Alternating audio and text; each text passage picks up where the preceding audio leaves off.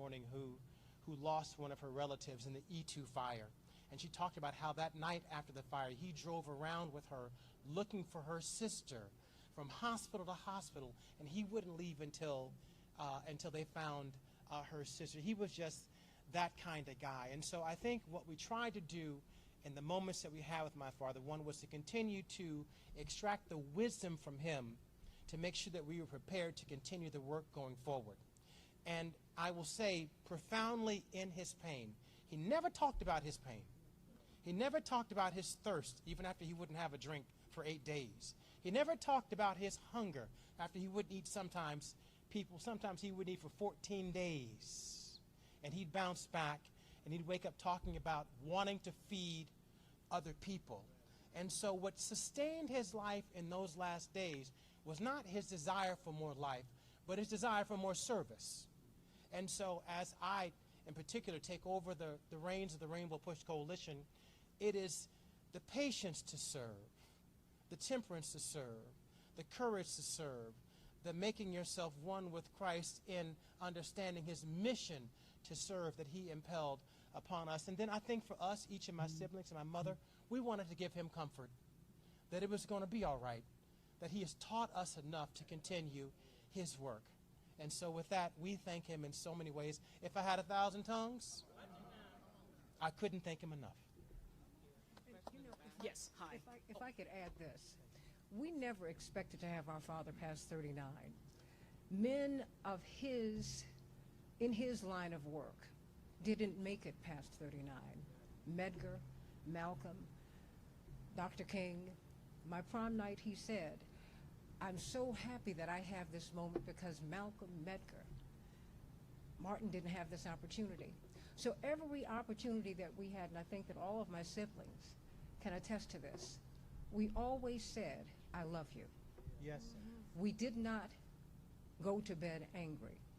Well, we might go to bed angry, but we didn't carry grudges. He didn't like that.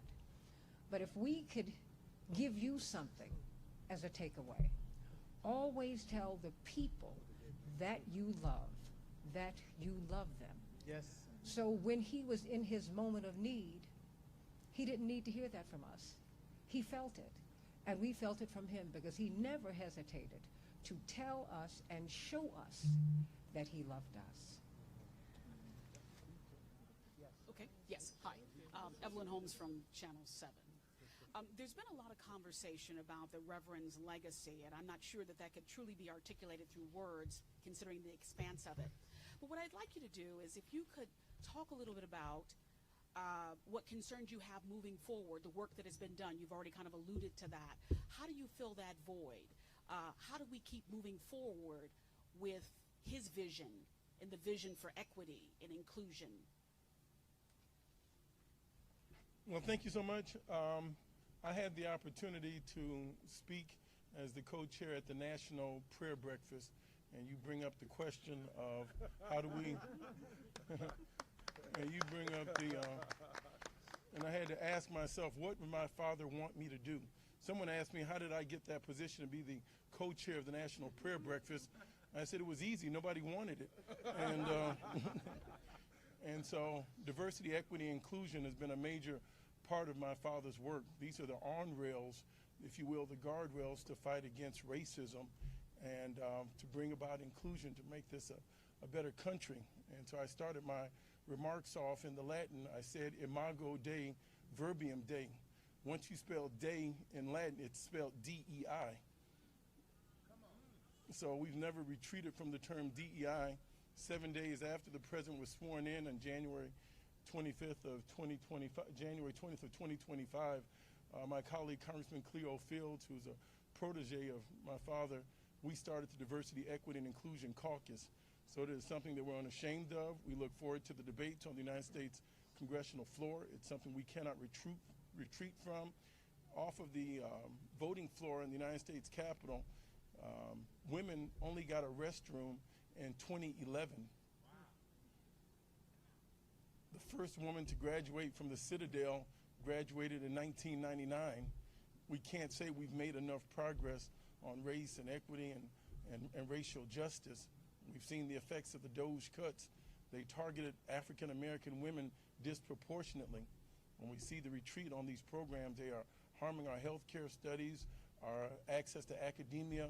It's wrong to tell the Northwestern University that they're going to be held hostage and have to pay for their pay a $75 million fund to retreat. So we're not backing up, and we can do this in civil discourse. And so this is part of the work.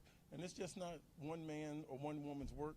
It's everybody that's felt challenged to speak up, speak out. We're against censorship of comedians. We're against the rollback of the racial and economic progress that we've made. We're going to have more time to talk to that. I just want to focus on the responsibility of a son. I am so proud that it's our loss is heaven's gain, and the legacy that my father leaves behind. And I want every child that's listening and watching this that Reverend Jesse Jackson didn't start in this house.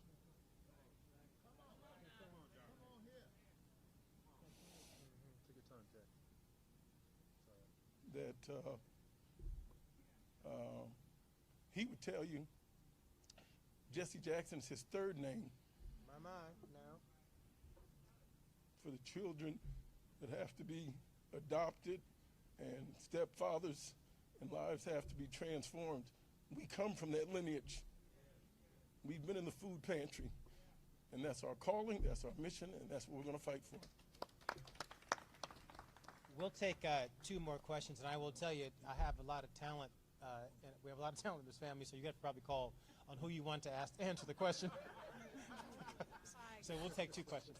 LaDonna Ray with WVON 1690.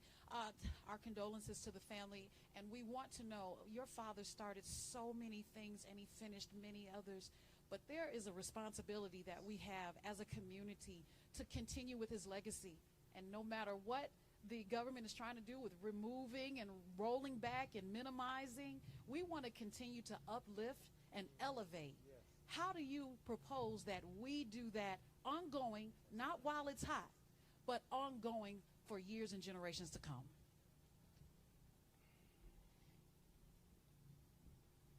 Mrs. Jackson will be making some requests of the governor and the mayor of the city of Chicago on the appropriate ways to remember the legacy of Jesse Jackson and the work that he's done for our city and for our state. I'll let Mrs. Jackson make those requests at the appropriate time.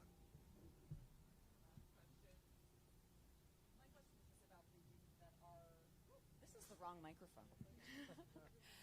For the young people that are standing, watching you right now and are just learning maybe about your father's legacy, you talked a lot about the division that we are feeling in our country right now. How can they move forward and try to overcome that feeling of the divisiveness that we hear so much about and your father fought against? Well, I think that Dad unmistakably was known for his discourse, and I think that we spoke ad nauseum about the fact that our generation, Gen Zers, Gen Alpha, millennials have the responsibility to remain in discourse with one another, because if we're not in proximity to one another, we can't solve the nation's crises at this time. So I think I speak on behalf of Dad that we are urgently called to continue discourse and to remain in conversation, because our proximity is what's going to keep us moving forward in this time. He's always been proximal to all of you, proximal to all of us, and that's the work that our generation is required to do moving forward.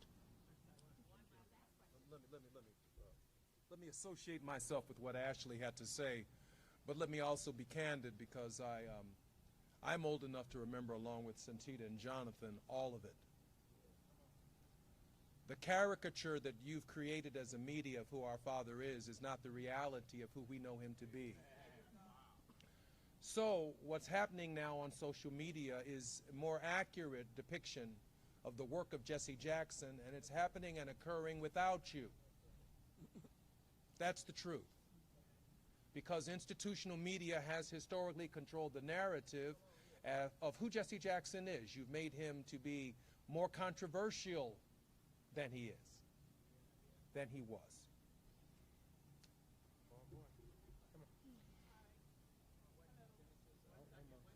You've made him less multinational than he is. You've tried to make him someone from a side of town and not universal. Today, the King of England has issued a statement about the life of Jesse Jackson and its importance. One newspaper is hung up on how many mayors he confronted. All of them were small by comparison to Jesse Jackson. He knew as they came and went that he was the constant. And our community could count on that. And so again, the caricature of who you think he was compared to the reality of the education campaign that is taking place independent of you is what's taking place. And as that figure begins to emerge in contemporary thinking, I'm confident that the people, my mother said it this way, history is going to be far kinder to Jesse Jackson than the life that he lived. Last question. Morley from National Public Radio. Losing a parent is so difficult no matter when it happens, so my condolences to you. And I think that family never asks people what they can do for them. So I want you all to say what Chicago and the nation can do for your father and what they can do for you as a family.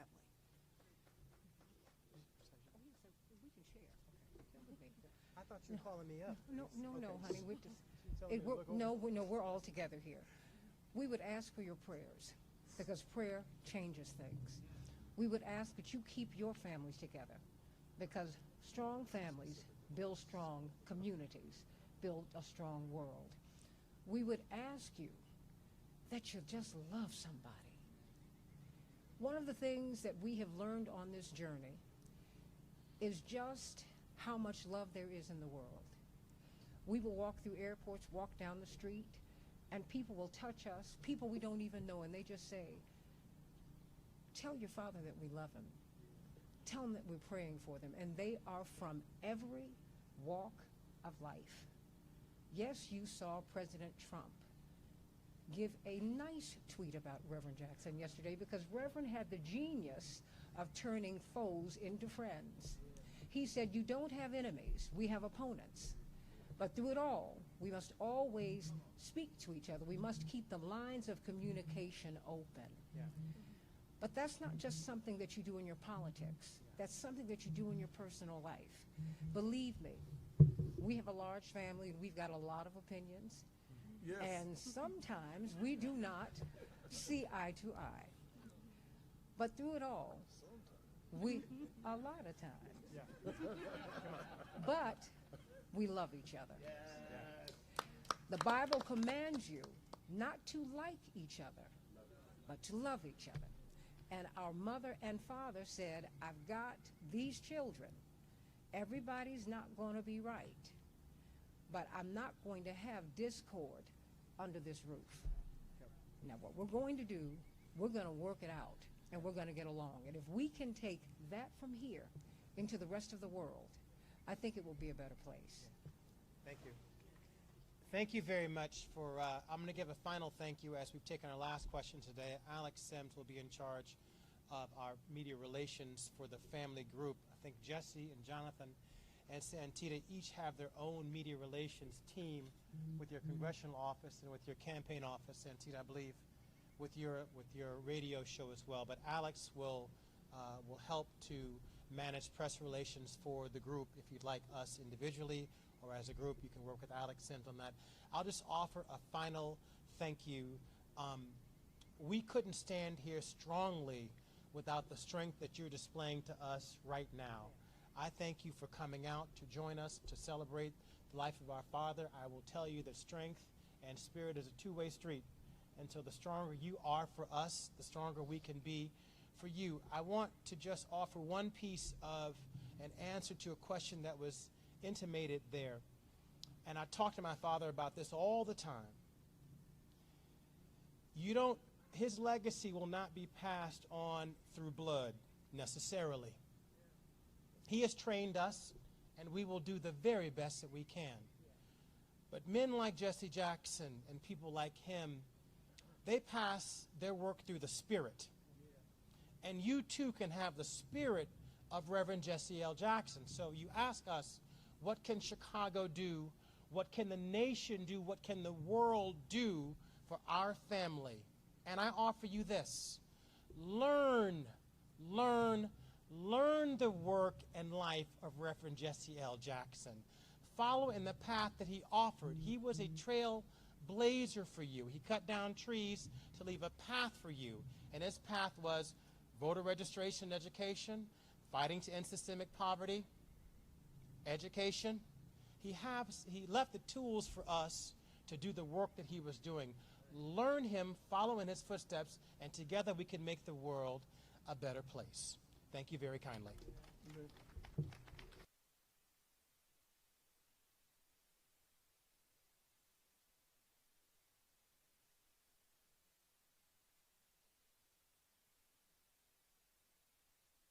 JacksonLegacy.com for more information on arrangements. Mary Datcher right here, as well as Darlene. Oh, where's Darlene? Right here can help with further questions. Thank you all.